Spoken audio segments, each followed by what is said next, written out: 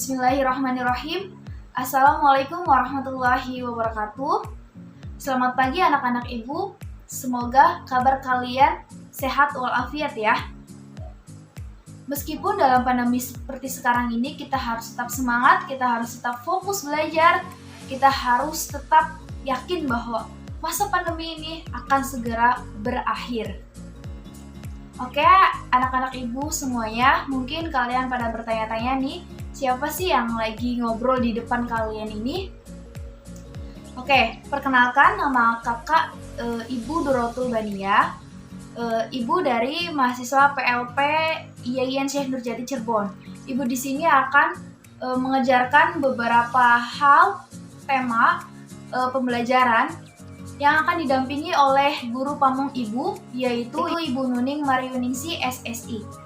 Baik, langsung saja ibu di sini akan memberikan materi pembelajaran mengenai persebaran keanekaragaman hayati di Indonesia dengan kompetensi dasar 3.2, yaitu menganalisis sebaran keanekaragaman hayati di Indonesia, dan juga KD 4.2, yaitu menyajikan hasil identifikasi usulan upaya pelestarian keanekaragaman hayati Indonesia berdasarkan analisis data ancaman kelestarian berbagai keanekaragaman flora dan fauna yang akan dikomunikasikan dalam bentuk media.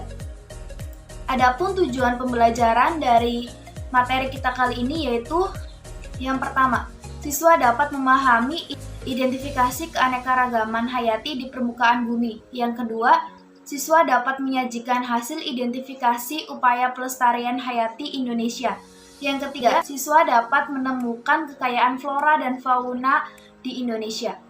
Selanjutnya, materi persebaran keanekaragaman hayati di Indonesia mencakup 4 poin ya. Yang pertama itu wilayah sebaran makhluk hidup. Yang kedua yaitu penyebaran flora Indonesia, yang ketiga yaitu penyebaran fauna Indonesia, dan yang keempat yaitu faktor yang mempengaruhi sebaran makhluk hidup.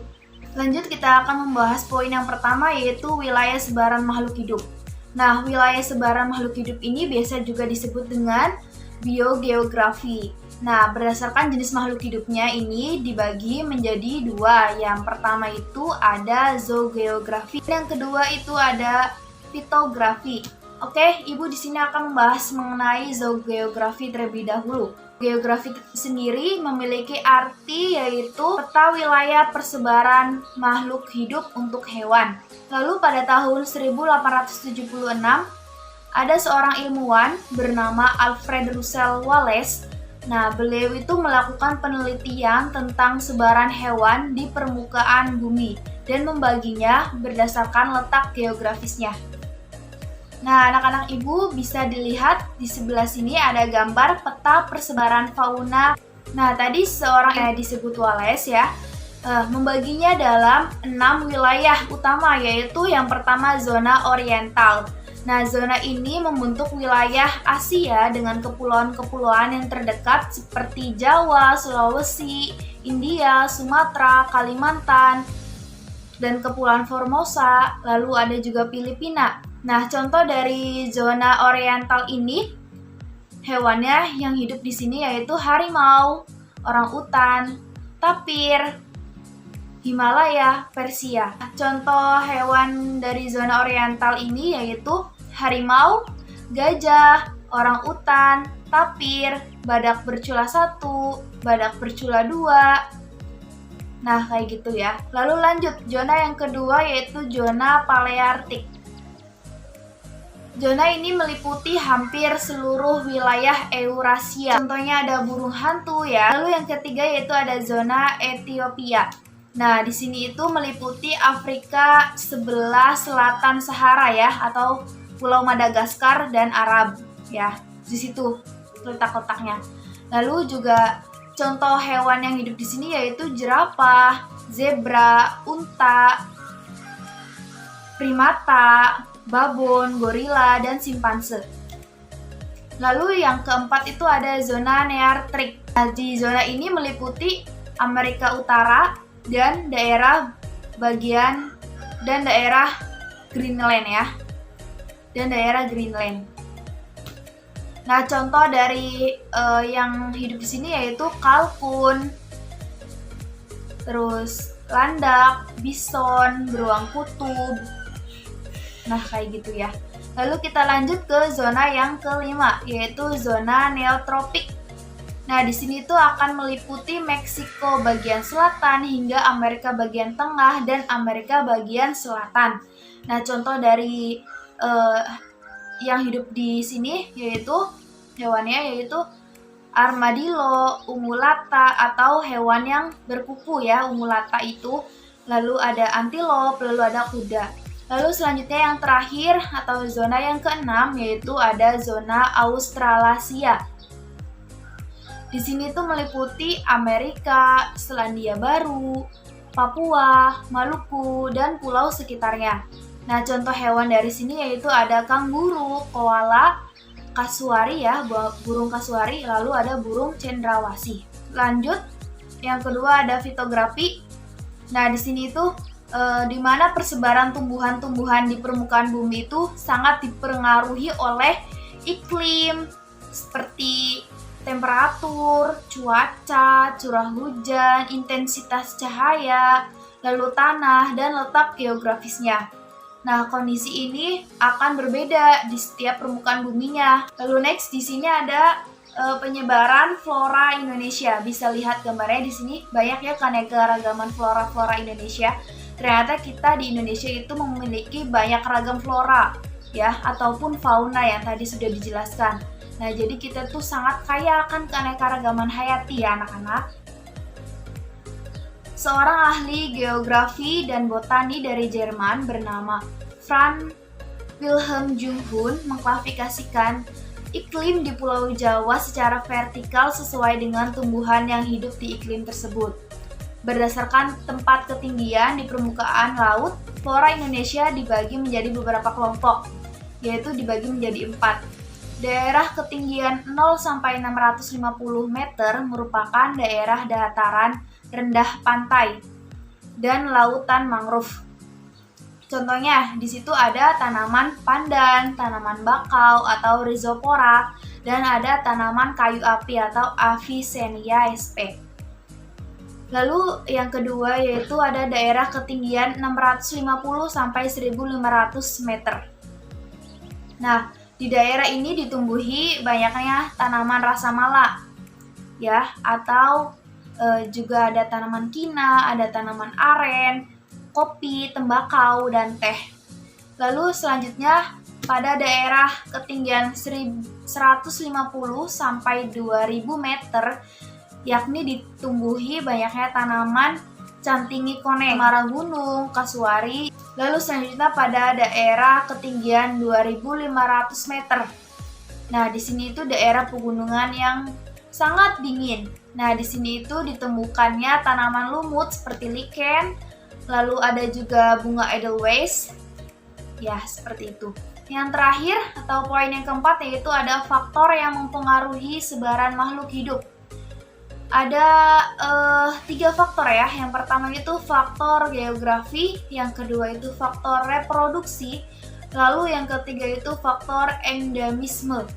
Nah, kita akan membahas faktor geografi terlebih dahulu. Faktor geografi ini seperti terhalang oleh laut dan gunung yang tinggi, sehingga kondisi ini akan menyulitkan suatu organisme untuk berpindah karena tidak bisa melalui halangan tersebut. Lalu yang kedua itu adanya faktor reproduksi. Nah, faktor reproduksi ini dipengaruhi oleh juga faktor prezigotik, yaitu hambatan saat dan sebelum perkawinan atau fertilisasi. Contohnya itu pada pohon jenis Platanus occidentalis ya. Lalu yang kedua itu ada faktor postzigotik, yaitu hambatan yang terjadi setelah fertilisasi atau saat perkembangan menuju dewasa. Nah, contohnya itu ada pada katak. Selanjutnya ada faktor endemisme. Faktor endemisme ini dapat menyebabkan kekhasan suatu organisme dipengaruhi oleh kekhasan habitatnya tersebut ya. Kekhasan pada organisme ini juga dapat dipengaruhi oleh faktor reproduksinya. Lalu juga faktor endemisme ini akan menyebabkan suatu organisme akan semakin jauh berbeda dengan organisme lainnya, yaitu karena tadi habitatnya sudah berbeda dan juga cara reproduksinya juga sudah berbeda. Jadi kekhasannya akan jauh berbeda. Nah, ini juga disebut faktor endemisme, begitu. Selanjutnya, Ibu akan memberikan kesimpulan mengenai pembelajaran kita kali ini ya. Mengenai persebaran flora dan fauna di Indonesia. Jadi, flora dan fauna di Indonesia sendiri diklasifikasikan berdasarkan 3 zona ya. Yang pertama itu zona Asiatis atau Oriental, yang kedua zona peralihan, dan yang ketiga ada zona Australis. Nah, yang dipisahkan oleh garis Wallace dan garis Weber. Nah, untuk mengenali lebih jauh mengenai keanekaragaman hayati di Indonesia, mari kita cari tahu bersama-sama ya mengenai karakteristiknya apa saja sih ya. Oke, lanjut. Yang pertama itu ada flora dan fauna di bagian Indonesia Barat atau wilayah zona Asiatis. Nah, zona ini meliputi wilayah Sumatera, Jawa, Bali, dan Kalimantan. Adapun karakteristik floranya yaitu flora hutan tropis dengan tumbuhan meliputi tumbuhan meranti, kamper, dan kayu mahoni. Lalu vegetasi tanaman di sana didominasi daunnya yang lebat. Lanjut, karakteristik faunanya. Di sana terdapat mamalia berukuran besar seperti badak gajah, lalu terdapat jenis kera, reptil, dan ikan air tawar. Lalu spesies burungnya lebih banyak burung berkicau ya, dan warnanya mencolok. Lalu tidak dapat hewan yang berkantung. Contohnya apa saja sih? Contoh flora yaitu ada bunga rafflesia dan bunga bangkai, seperti di gambar ini ya. Lalu contoh dari faunanya yaitu ada gajah dan badak. Kedua, zona peralihan atau kawasan Indonesia bagian tengah ya, flora faunanya meliputi kepulauan Nusa Tenggara dan Sulawesi. Adapun karakteristik dari floranya dan faunanya yaitu seperti namanya juga zona peralihan. Jadi disebut zona peralihan karena flora dan faunanya yang ada di Indonesia bagian tengah ini memiliki karakter dan ciri campuran dari zona Asiatis dan zona Australis. Jadi terdapat banyak hewan endemik yang hanya bisa ditemukan di Indonesia. Contohnya apa sih? Contoh flora yang ditemukan di zona Asiatis yang berada di kawasan peralihan yaitu cempaka hutan, anggrek serat, dan cengkeh. Lalu contoh fauna endemik yang ada di zona peralihan yaitu ada babi rusa, komodo, pus-pus, tarsius.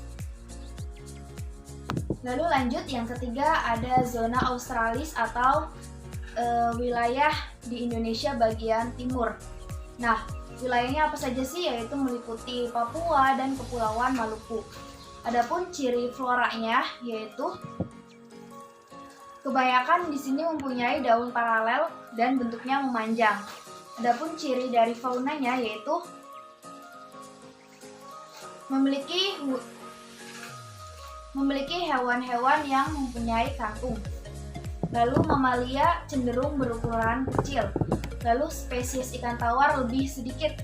Lalu adanya spesies burung yang memiliki bulu-bulu indah dengan warna-warna yang mencolok. Contoh dari floranya tersendiri yaitu ada pakis, ada ebo, ada matoa, lalu ada siwalan. Sedangkan contoh dari faunanya yaitu ada burung cendrawasih, burung kastuari, walabi, dan kanguru pohon. Baik, cukup sekian penjelasan materi mengenai penyebaran keanekaragaman hayati dari Ibu. Apabila ada yang ingin ditanyakan, kita bisa berdiskusi melalui Google Classroom. Ya, apakah ada pertanyaan? Oke, langsung saja kita buka Google Classroom ya. Ibu akhiri sampai di sini pembelajaran kita kali ini. Apabila ada kata-kata yang kurang berkenan di hati anak-anak Ibu semuanya, Ibu mengucapkan mohon maaf karena Ibu juga masih sama-sama belajar. Kiranya cukup sampai di sini. Ibu tutup pembelajaran kali ini. Wabillahi taufik wal hidayah. Wassalamualaikum warahmatullahi wabarakatuh.